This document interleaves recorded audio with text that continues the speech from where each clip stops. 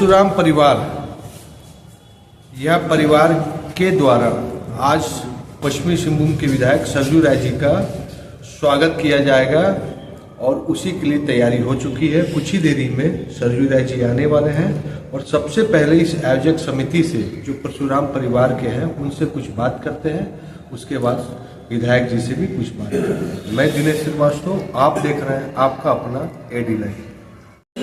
रुकना नहीं।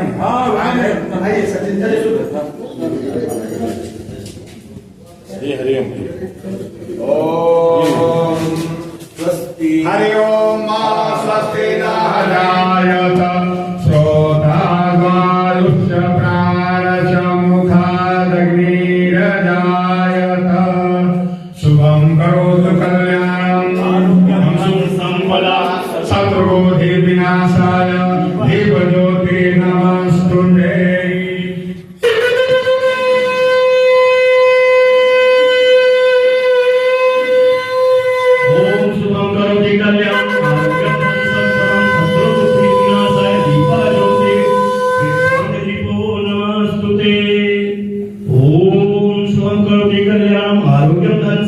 शत्रुबुद्धि विनाशाय दीपज्योति नमस्तुते।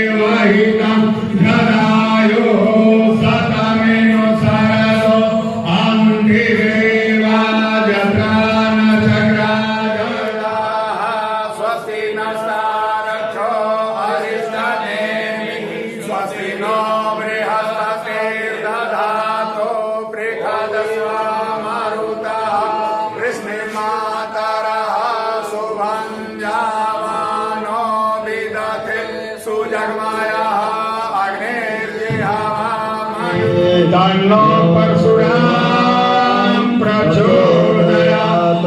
सबले परशुराम भगवान की सर्वे भवन्तु सुखिनः। हम लोग भी कुछ समाज में कुछ अच्छा योगदान कर सके और हम लोग चाहते हैं जैसे अभी देखिए एक और दिक्कत है। अभी जो संस्कार की बात है वो कहाँ करें? या हमारे यहाँ देखिए कोई भी यज्ञ बगैर पंडित जी से नहीं पूर्ण हो सकता है, चाहे आप कुछ भी कर लीजिए, चाहे वो जो भी आप काम करना चाहते हैं उसमें पंडित जी की आवश्यकता है। और आज पंडित जी वही बन रहे हैं जिनको कोई काम नहीं मिलता। ये कटु सत्य है, इसको मानना होगा। और इसके लिए ही हम लोग चाहते हैं कि उनको ही हम लोग यहाँ पढ़ा करके ऐसा बनाए कि वो समाज में एक अच्छे पंडित की श्रेणी में आए। और दूसरा काम ये भी है, इसमें सेल्फ एम्प्लॉयमेंट है, इसमें कहीं नौकरी नहीं देनी है। अगर वे कहीं किसी चीज में अगर वो पारंगत हो जाते हैं। संक्षेप में अपनी बातें आपके सामने रखना चाहता हूँ। पहली बात यह कि आपने परशुराम परिवार की इस तरह की बैठक बुलाकर मुझे सम्मानित किया है, इसके लिए मैं आपके प्रति हृदय से आभार व्यक्त करता हूँ। चुनाव के समय के वातावरण के बारे में तिवारी जी ने विस्तार से बताया और यही कारण है मैं आज आपके पीछे विधायक के रूप में हूँ, क्योंकि अंतिम समय में मुझे कहा गया कि आपको जमशेदपुर पश्चिम से चुनाव लड़ना है। कोई तैयारी नहीं थी, 5 साल से संपर्क टूटा हुआ था। फिर भी पुराने संपर्कों के आधार पर हम लोगों ने अपना काम आरम्भ किया और 15 से 20 दिन के भीतर हम लोग वहाँ पहुँच गए। तो इसमें आप सभी की शुभकामना, आशीर्वाद, परिश्रम, शुभेच्छा सब कुछ शामिल है। और इसके लिए भी मैं आपके प्रति आभारी हूँ। पाठक जी ने जो लंबा भाषण किया उसका निचोड़ यही था कि परशुराम परिवार की गतिविधियों को सुचारू रूप से संचालित करने के लिए एक स्थान की आवश्यकता है।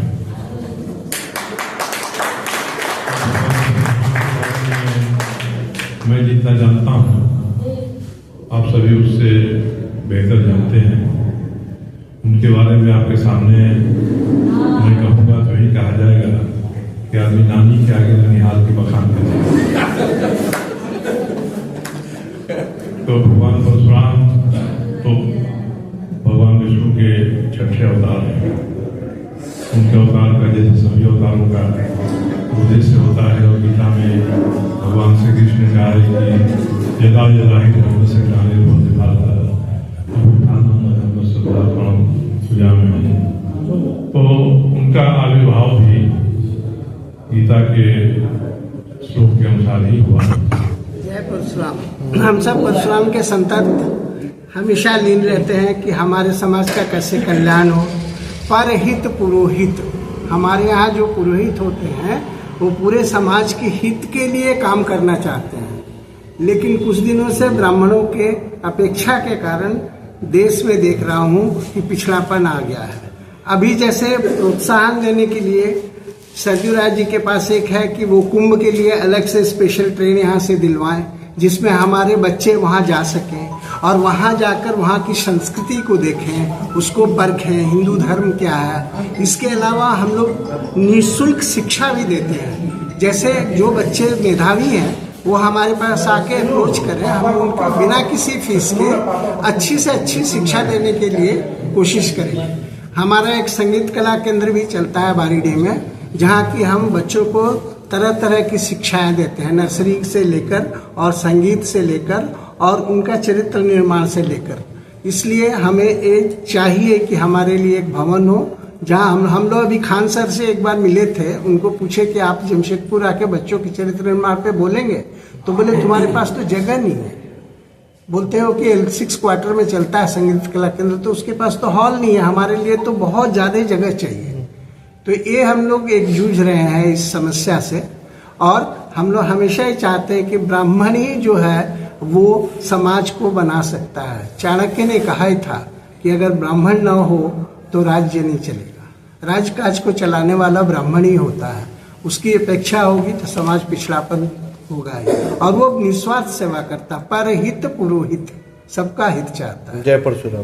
धर्म में कितना योगदान है कि उनके पूजा के बारे में, पद्धति के बारे में, उनकी जीवनी के बारे में सभी को पढ़ना चाहिए, सिर्फ ब्राह्मण समाज नहीं, हिंदू समाज नहीं, सभी के लिए।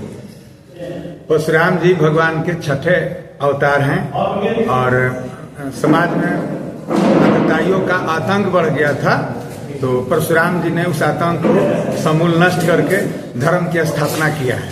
इसलिए परशुराम राम से भी बड़े परशुराम माने जाते हैं। परशु सहित तो बड़े नाम तुम्हारा। रामचंद्र जी तुलसीदास के रामायण में रामचंद्र जी स्वयं बोले हैं कि आप मेरे से भी बड़े हैं, आप परशु सहित तो बड़ा नाम है तुम्हारा।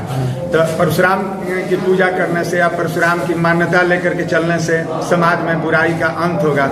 और परशुराम बहुत बड़े धनुर्धर भी थे, वेद के ज्ञाता थे। हर दृष्टिकोण से परशुराम हम लोग के माने समाज के एक रक्षक रहे हैं। उनके आदर्श को पालन करके हम लोग समाज को बहुत काफी आगे बढ़ा सकते हैं। और विप्रधेनु सुरसंत हित लीन मनुज अवतार, ब्राह्मण जब समाज में आगे बढ़ता है तो पूरा समाज आगे बढ़ता है। हमारी आज प्राच्य संस्कृति सभ्यता विनष्ट हो रही है। हम लोग इस संस्कृत की पढ़ाई बढ़िया से नहीं हो रही है। हम अपने स्तर से, मेरा नाम ज्योतिषाचार्य डॉक्टर रमेश कुमार उपाध्याय है, हम अपने घर में ही पढ़ाते हैं। और परशुराम परिवार के माध्यम से भी जो लोग ज्योतिष, व्याकरण, इसके बाद से सनातन संस्कृति, रामायण, महाभारत, भागवत इत्यादि पढ़ेंगे, उसको पढ़ाएंगे। धर्म की स्थापना करना है, सनातन धर्म को आगे बढ़ाना है। जय परशुराम। जय परशुराम। महापुरुष, इतने बड़े ऋषि महापुरुष हमारे देश के लिए 2 लाइन बोल के गए हैं, जिसको पूरे भारतवर्ष को आवश्यकता है। पहला चीज कि हमारा उनके पास क्या था, शस्त्र और शास्त्र।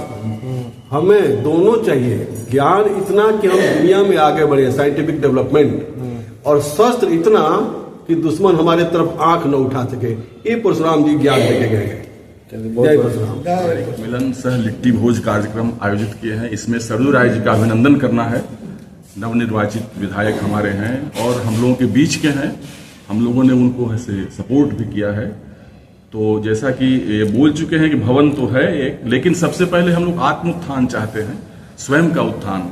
स्वयं का उत्थान अभी ब्राह्मण समाज जो है वो बहुत ही उपेक्षित दृष्टि से बहुत उपेक्षित रहा है, और इसमें यहीं का ब्राह्मण नहीं, समूचे भारतवर्ष के ब्राह्मण उपेक्षित रहे। और ब्राह्मण उपेक्षित है इसलिए हिंदू उपेक्षित हो रहा है, और हिंदू के सनातन धर्म के उत्थान के लिए ब्राह्मणों का उत्थान जरूरी है, ताकि वो आगे आके नेतृत्व कर सके।